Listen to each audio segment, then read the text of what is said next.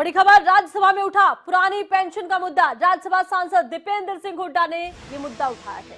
तो पुरानी पेंशन का मुद्दा दीपेंद्र हुड्डा की तरफ से राज्यसभा में उठाया गया है।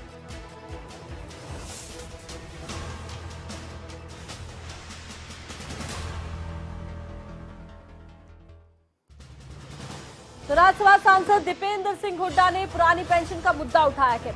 यहाँ पर देखिए, आप ये भी समझिए कि पुरानी पेंशन बहाली का वादा कांग्रेस ने हिमाचल में किया है। पुरानी पेंशन बहाल की गई है कांग्रेस शासित राज्यों में। अब दीपेंद्र हुड्डा की तरफ से ये मुद्दा उठाया गया है राज्यसभा में। और ज्यादा जानकारी के लिए खबरें अभी तक के इनपुट आउटपुट हेड कमल कौशिक हमारे साथ फोन लाइन पर जुड़ चुके हैं। कमल, क्या कुछ जानकारी है, किस तरह से ये मुद्दा अब उठाया गया है? देखिए आरती, स्पेशल मेंशन के लिए नोटिस राज्यसभा में दिया गया है और नोटिस का नंबर भी है E214 और दीपेंद्र हुड्डा ने राज्यसभा में ओपीएस का मुद्दा उठाया है।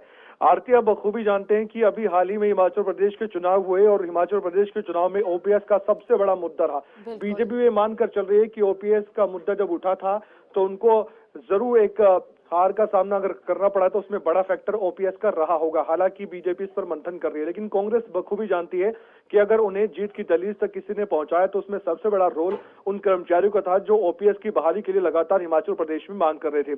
छत्तीसगढ़ और राजस्थान का आपको मालूम है कि वहां भी ओपीएस को लेकर भी कांग्रेस ने ऐलान कर दिया था कि ओपीएस वहां पर बहाली होगी। ओल्ड पेंशन स्कीम का मुद्दा हमेशा से कांग्रेस पार्टी उठाती है क्योंकि एक तेजधार हथियार राजनीतिक तौर पर यह कांग्रेस पार्टी के पास है। और जो हम लेटर दिखा रहे हैं, एक बार फिर से स्क्रीन पर वो लेटर दिखाएंगे जो राज्यसभा में नोटिस के तौर पर दिया है। ये वो लेटर है जो देख पा रहे हैं इस समय दर्शक।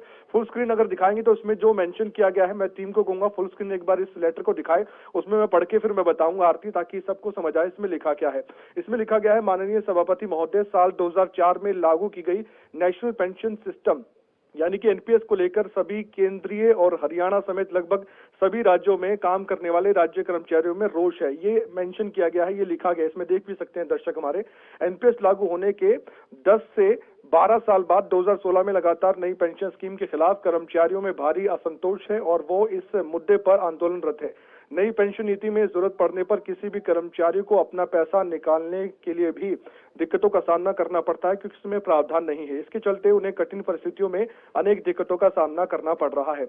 और ये भी मेंशन किया गया इसमें नोटिस में आरती की, ये भी कहा गया है कि कर्मचारी संगठन समय समय पर सरकार से पुरानी पेंशन प्रणाली यानी कि ओपीएस को लागू करने की मांग करते आ रहे हैं, लेकिन अभी तक सरकार की तरफ से इस दिशा में कोई ठोस कदम नहीं उठाया गया है। और ये भी कहा गया, इस नोटिस में लिखा गया है कि मेरे आपके माध्यम से माननीय वित्त मंत्री से अनुरोध है कि तमाम केंद्रीय और हरियाणा समेत लगभग सभी प्रदेशों में काम करने वाले राज्य कर्मचारियों के हितों को ध्यान में रखते हुए 2004 से पहले वाली पुरानी पेंशन स्कीम यानी कि ओपीएस लागू करने का जरूर इसमें प्रावधान और कृपा करें। ये अपील सरकार से की गई है। और दीपेंद्र हुड्डा ने, जो कि राज्यसभा के सदस्य, उन्होंने ये नोटिस स्पेशल मेंशन के लिए दिया है। अब इस पर चर्चा होती है नहीं, ये तो आने वाला वक्त बताएगा राज्यसभा में, लेकिन दीपेंद्र हुड्डा ने राजनीतिक बहस हरियाणा में भी छेड़ दी है इस स्पेशल मेंशन नोटिस को लेकर। और अब हरियाणा में आप देखिए आरती, जाहिर तौर पर इस पर अब चर्चा होने वाली है।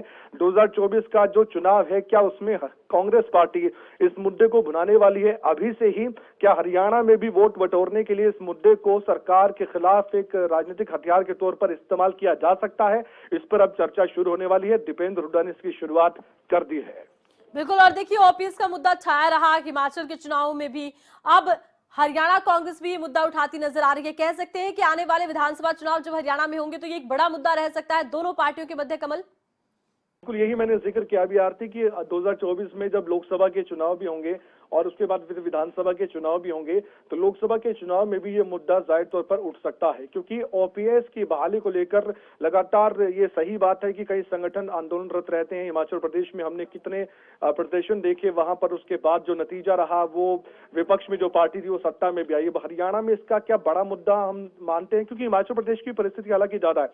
कहा जाता है कि वहां पर हर 2 घर में एक सरकारी नौकरी है और वहां पर ओपीएस का सबसे बड़ा मुद्दा रहा। लेकिन हरियाणा में क्या ये वाकई में हिमाचल प्रदेश की तरह काम आने वाला है कांग्रेस पार्टी के लिए? तो आने वाला वक्त बताएगा, लेकिन हाँ, मुद्दों में एक मुद्दा हो सकता है।